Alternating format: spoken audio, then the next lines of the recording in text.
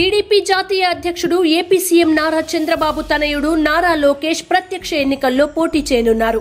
గుంటూరు జిల్లా మంగళగిరి నుంచి TDP MLA అభ్యర్థిగా నారా లోకేష్ పేరుని చంద్రబాబు నాయుడు బుధవారం ఖరారు చేశారు.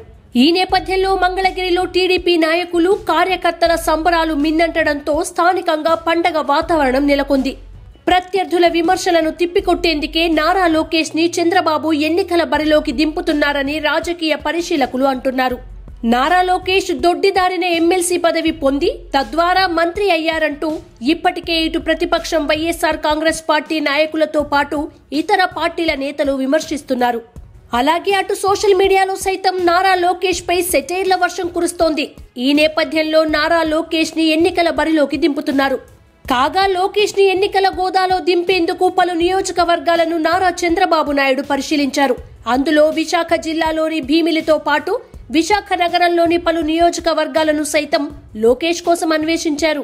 అయితే ఈసారి భీమిలి నియోజకవర్గానికి భారీ డిమాండ్ ఏర్పడింది. ఆ నియోజకవర్గం నుంచి ఎన్నికల బరిలో పోటీ చేసేందుకు టీడీపీ నాయకుడు, భీమిలి శాసనసభ్యుడు, విద్యాశాఖ మంత్రి గంటా, అనకాపల్లి లోక్సభ సభ్యుడు అవంతి శ్రీనివాస్ మధ్య పోటీ నెలకొంది.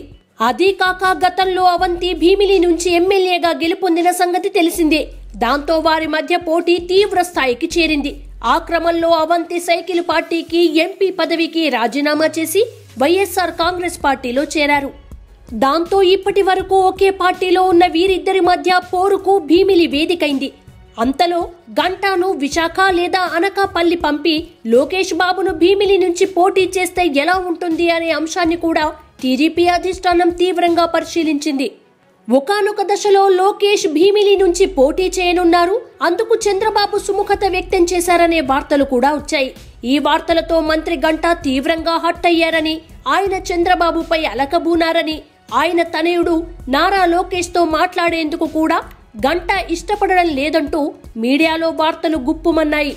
ఇదే అంశంపై సాక్షి మీడియాలో వస్తున్న కథనాన్ని చూపిస్తూ గంటాతో కలిసి తాను దిగిన ఫోటోను మంత్రి లోకేష్ ఫేస్బుక్ లో నవ్వుతూ పోస్టు చేసి వ్యంగ్యంగా కామెంట్ కూడా చేశారు.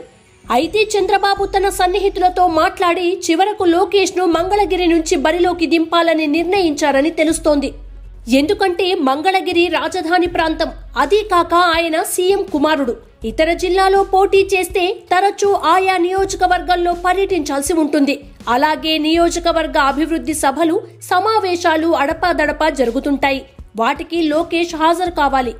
అదే రాజధాని అమరావతికి కూతవేటు దూరంలోని మంగళగిరి అయితే నియోజకవర్గ పర్యటన అంటూ అలా వెళ్లి ఇలా రావచ్చు అని ఆలోచించి చంద్రబాబు లోకేష్ అంశంలో సరైన సమయంలో సరైన నిర్ణయం తీసుకున్నారని అమరావతిలోని టీడీపీ నాయకుల మధ్య చర్చ నడుస్తోంది. విజయవాడ, గుంటూరు జిల్లాలో టీడీపీకి బలమైన ఓట్ బ్యాంక్ ఉందన్న సంగతి తెలిసిందే. అదే కాక మంగళగిరిలో కూడా టీడీపీకి మంచి పట్టు ఉంది.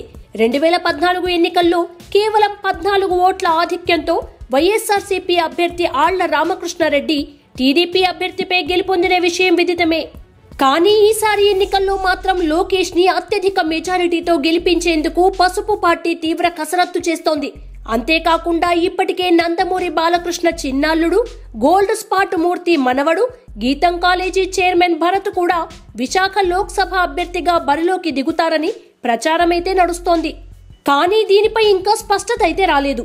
కాగా ఒకే జిల్లా నుంచి బాలకృష్ణ ఇద్దరు అల్లుళ్లు ఎన్నికల్లో పోటీ చేయడం ఎందుకు అనే అంశం కూడా ఈ సందర్భంగా తెరపైకి వచ్చినట్టు తెలుస్తోంది. దాంతో చంద్రబాబు లోకేష్ కి మంగళగిరిని కేటాయించారని తెలుస్తోంది. మరి లోకేష్ రానున్న ఎన్నికల్లో సత్తా చాటుతాడో లేదో చూడాలి. అందుకు మే 23 వరకు ఆగాలి, తప్పదు.